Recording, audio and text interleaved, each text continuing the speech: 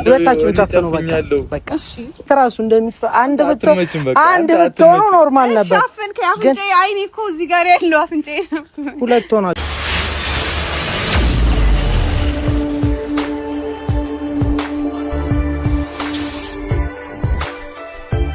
ሀይሚና ብሩክ እንግዲህ ደስ የሚል ስጦታ ተሰጥቷቸዋል ማለት ነው።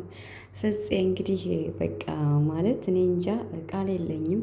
ሁለቱን አንድ የሚያደርግ የሚያረጋግጥ በስማቸው የአንገት ሀብል አሰርቶ ሰጥቷቸዋል ማለት ነው። ይህንን ሀብል ደግሞ ከአንገታችሁ ብታወልቋት ዋ ብሏቸዋል ማለት ነው። እና ብሩክም እንግዲህ እያስፈራራኝ ነው እያለ እየሳቀ ነበር። ብቻ ግን ስጦታውን ከመሰጠታቸው በፊት ቡራ ጨፍን ሲባል ማለት ነው በጣም ያሳቀኝ ነገር ቢኖር አልጨፍንም እሷ ትጨፍን እያለ እንግዲህ ወይ ሊበቀሉኝ ነው ብሎ አስቦ ይሆን አላቅም። ብቻ ግን አላመናቸውም ማለት ነው። እና ጨፍን ብሎት እሺ ልጨፍን ብሎ ሀይሚን ጨፍነው ማለት ነው። እሱ ግን አልጨፈንም ማለት ነው። እና በጣም ነው ያሳቀኝ። ደስ የሚል ስጦታ ተሰጥቷቸዋል። እንግዲህ ትንሾቹ ደግሞ ማለት ነው ቤኪና ስምረት ደግሞ እንግዲህ ያላንቺ ምንም ሌላ ሊታየኝ አልቻለም፣ ማንንም አለኝ ከአንቺ ውጭ ወደ ውጭ እያለ ነው ማለት ነው ቤኪ እንግዲህ ማለት ነው። እና ደስ ይላሉ የምር ሁለቱም ደስ ይላሉ፣ ቤኪና ስምረት ማለት ነው። በጣም አሪፍ እየሰሩ ነው ያሉት። ትንሽ ጠፋ እያሉ ነው እንጂ። ሰላም ሰላም፣ እንዴት ናችሁ? አለን የጨረቃ ቤተሰቦች ሰላማችሁ ይዛ በያላችሁበት እያልኩኝ እንግዲህ ትናንትና ሀይሚና ቡራ በተሰጡት ስጦታ እኔ እንጃ ሰይጣን ብቻ ነው ደስ የማይለው የምር። በነገራችን ላይ በሰው ደስታ የማይደሰት ሰው የራሱን ደስታም ያገኛል ብዬ አላስብም። እንዲያው አንዳንዴ በምትወዱት ሰዎች በቃ ከልባችሁ ስትደሰቱ አንዳንዴ እንኳን ማለት ነው እንዴት ምን አይነት ለራሳችሁ ስሜት እንደሚሰጣችሁ የደስታን ምንጭ ከራሳችሁ እንዴት እንደምታገኙ በቃ እግዚአብሔርም የሚያስተምረን ፍቅርን ነው አይደለ? ስለዚህ ሰውን ውደዱ ነው። ሰውን አትጥሉ፣ አትግፉ።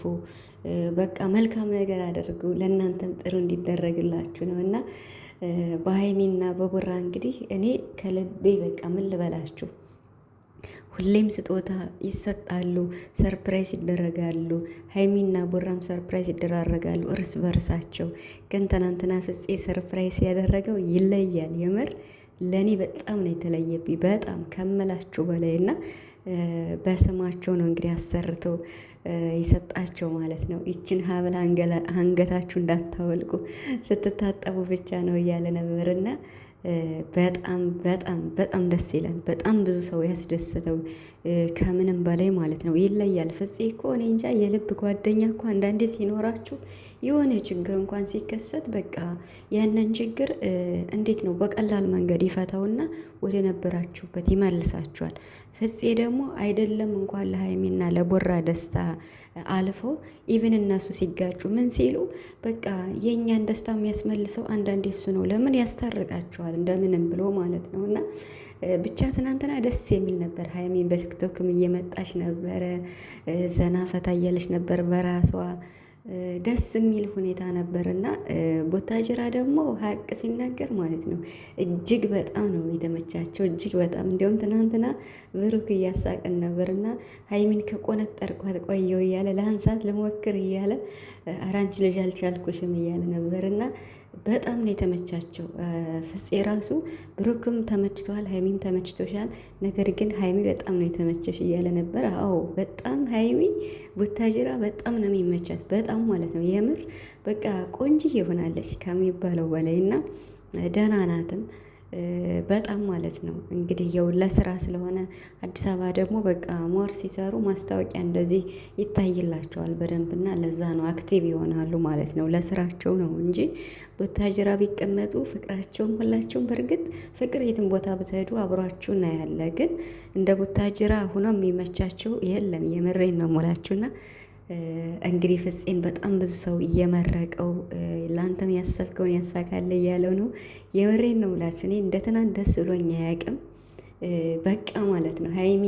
ሀይሚ እንግዲህ ያሰረችው በጣም አስደስቷታል። እና ጭራሽ እኮ ቢኤች ነው የሚል ኧረ አንተ እኮ ትለያለህ እያለች ኮሚኒቲ ላይ ራሱ በጣም አመሰግናለሁ ትለያለህ እኮ ብላለች። እውነት ነው።